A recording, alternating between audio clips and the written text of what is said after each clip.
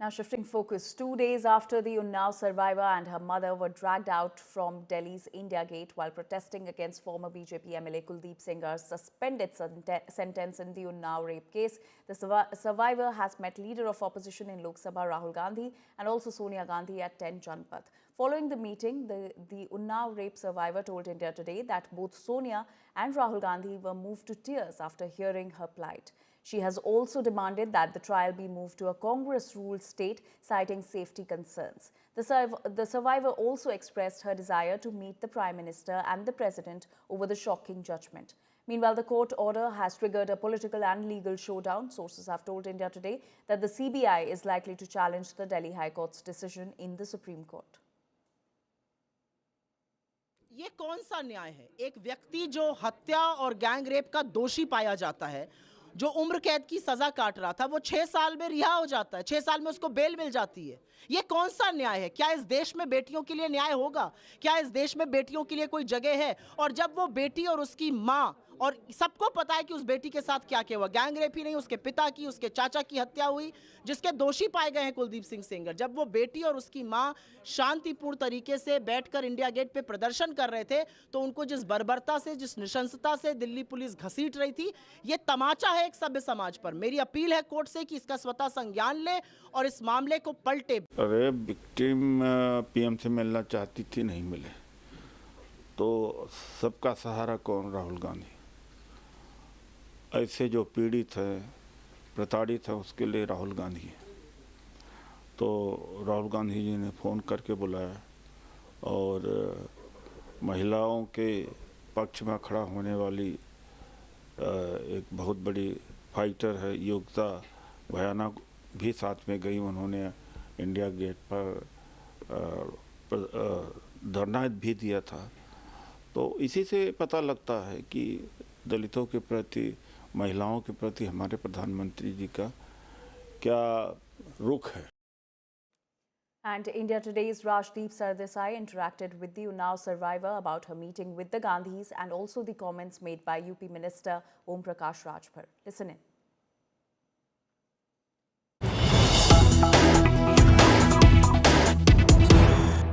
आप क्या कहेंगे जब ओम प्रकाश राजभर, जो उत्तर प्रदेश के कैबिनेट मिनिस्टर हैं, वो कहते हैं ये क्यों आपको इंडिया गेट पर क्या जाने की जरूरत है, घर तो उनका उन्नाव है। क्या कहेंगे उनको आज? उन्होंने ठीक है, उन्होंने कहा, वो हंस रहे हैं। अरे उनको तो शर्म आनी चाहिए कि देश की बेटी के साथ अगर चलो हमारे ऊपर हंस रहे हैं, अदर जो देश में हादसा हो रहे हैं, देश की बेटियों के साथ मार दिया जाता है, उन पे हंसे, उनको हंसे, हम पे तो हंस रहे हैं, लेकिन उनको ये शर्म नहीं है दांत दिखाते हुए कि एक रेप के आरोपी का पक्ष लेते हुए वो ऐसे बयान कर रहे हैं। उन्हें शर्म आनी चाहिए, उनको इस मंत्री पद से हटा दिया जाना चाहिए। मेरी योगी जी से यही हाथ जोड़ के रिक्वेस्ट है। और आप क्या ऐसे लोगों को पद से हटा देना चाहिए। राहुल भैया सामने से मिले, मैंने मिला, उन्होंने आश्वासन दिया कि हम ऐसे करेंगे।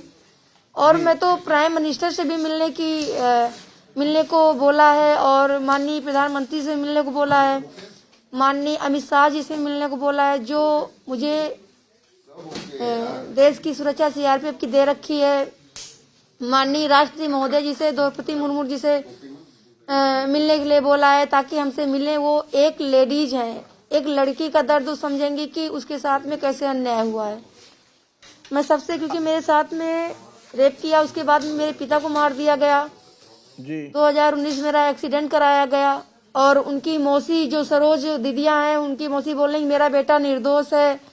और रोड एक्सीडेंट तो बहुत सारे होते हैं, तो रोड एक्सीडेंट नहीं, वो एक्सीडेंट कराया गया था ताकि हम मर जाएं और केस खत्म हो जाए।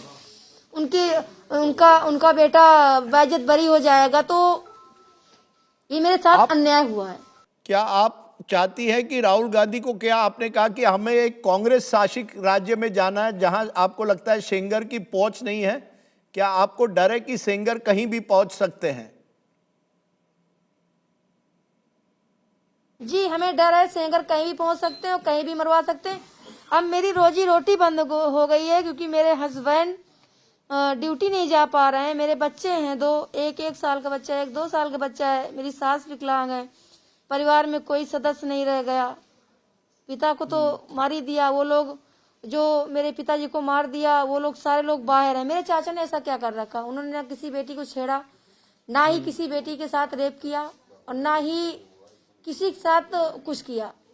वही लोग उल्टे उल्टे केस लगाते थे और वही लोग आरोप लगाते थे, वही लोगों ने जेल भेजा मेरे चाचा को। मेरे पापा की 13वीं नहीं हुई, मेरी चाची की 13वीं नहीं हुई, मेरे घर में 3-3 13वीं पड़ी हुई हैं। उनको बराबर पैरोल बेल मिलती रही, लेकिन मेरे चाचा को पैरोल बेल नहीं दी गई, क्योंकि इतना पावरफुल इंसान है कि पैसा कोर्ट को दे देता है, कोर्ट बेल देती ही नहीं है, खारिज कर देती है।